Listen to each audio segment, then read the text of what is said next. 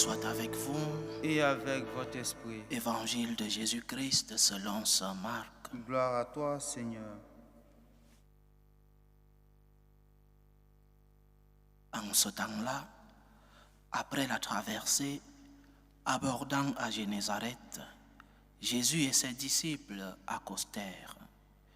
Ils sortirent de la barque et aussitôt, les gens reconnurent Jésus. Ils parcoururent toute la région et se mirent à apporter les malades sur des brancards, là où l'on apprenait que Jésus se trouvait. Et dans tous les endroits où ils se rendaient, dans les villages, les villes ou les campagnes, on déposait les infirmes sur les places. Ils le suppliaient de leur laisser toucher ne serait-ce que la frange de son manteau. Et tous ceux qui la touchèrent étaient sauvés. Acclamons la parole de Dieu. Louange à toi, Seigneur Jésus. Dans les études philosophiques, les études que les prêtres doivent faire avant, que les séminaristes doivent faire avant d'être prêtres, il y a l'étude de l'homme. La matière s'appelle l'anthropologie. Il y a un grand débat entre ceux qui pensent que l'homme n'est que matériel, les matérialistes positivistes. Il y a ceux qui pensent que l'homme est seulement spirituel. Mais il y a Descartes, par exemple, avec sa res extensa. Il y a ceux qui pensent que l'homme est la combinaison, la conjugaison de ces deux dimensions, la dimension matérielle et la dimension spirituelle.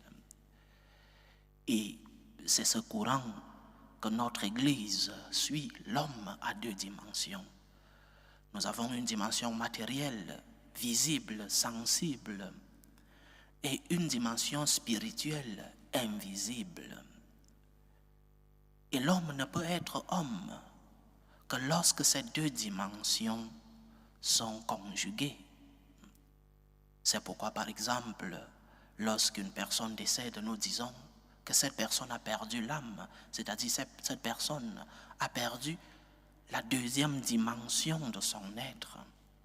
C'est pourquoi aussi nous croyons en la résurrection, parce que lorsque nous perdons notre âme, nous ne serons hommes que lorsque nous reviendrons, cette âme reviendra prendre son corps et devenir la personne, la résurrection de la chair, qui va rencontrer son esprit et qui sera éternellement face au Seigneur. Donc, l'homme a deux dimensions, et c'est avec ces deux dimensions que nous sommes en relation avec le Seigneur, avec la dimension physique, matérielle, sensible, et avec l'autre dimension, la dimension invisible, la dimension spirituelle.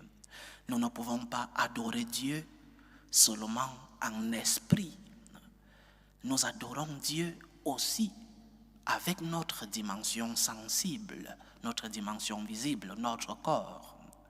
C'est pourquoi l'Église, par exemple, conseille des neuvaines, des jeûnes, pour que l'homme puisse physiquement, sensiblement entrer en contact, que le corps puisse aider à cette rencontre avec le Seigneur.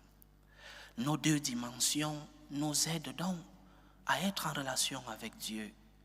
Il n'y a pas une relation simplement spirituelle, comme pensent certains.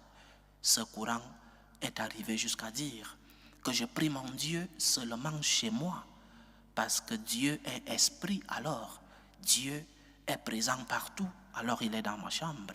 C'est vrai, Dieu est esprit, et lorsque nous prions chez nous, Dieu se fait présent. Mais Dieu s'est aussi fait chair, la matière. Nous avons vu Dieu, et Dieu est resté chair dans l'Eucharistie.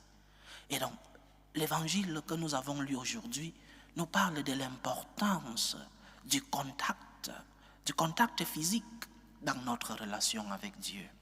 Il y a une dimension spirituelle et même lorsque nous prions dans nos maisons, il y a des façons de prier.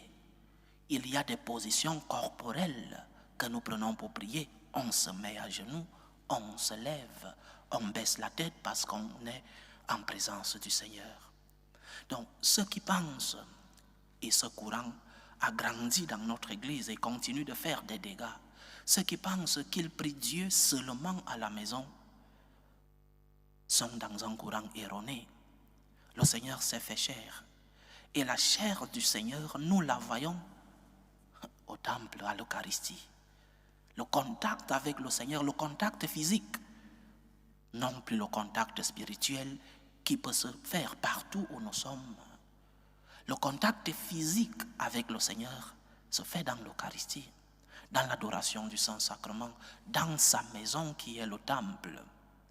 Nous ne pouvons donc pas seulement vivre notre relation seulement avec une dimension, la dimension spirituelle, c'est-à-dire s'asseoir chez toi et prier.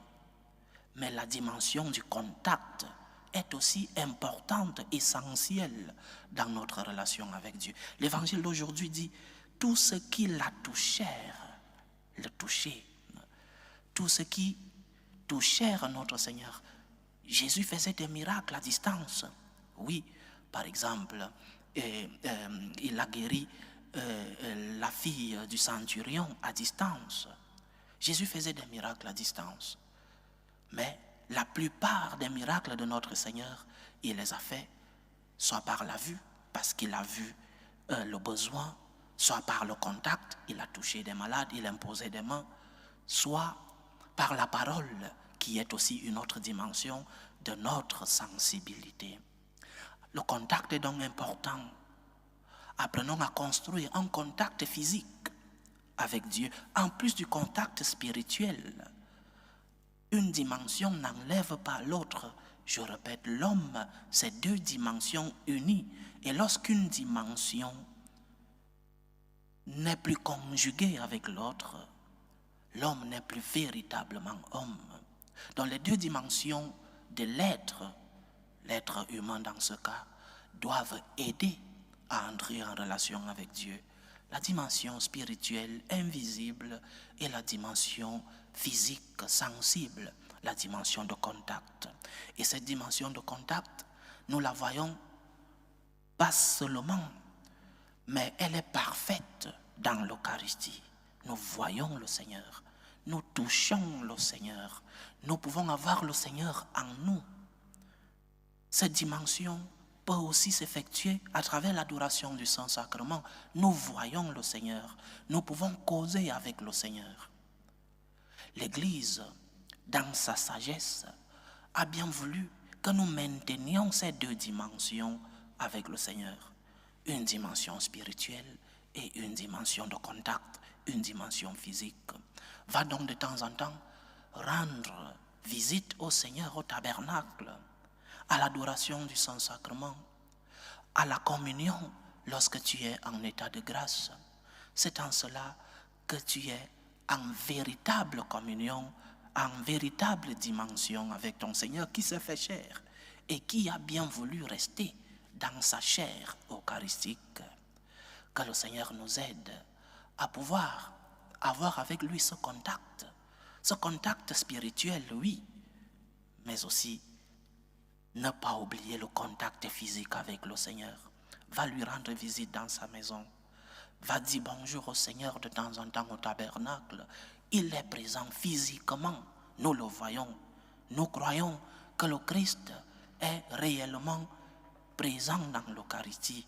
Et donc l'Eucharistie, ce petit bout de pain, c'est la présence même physique de notre Seigneur. Va lui rendre visite de temps en temps. Il veut te guérir. Il veut te consoler. Il veut aussi t'accompagner, fragile dans ce petit morceau de pain.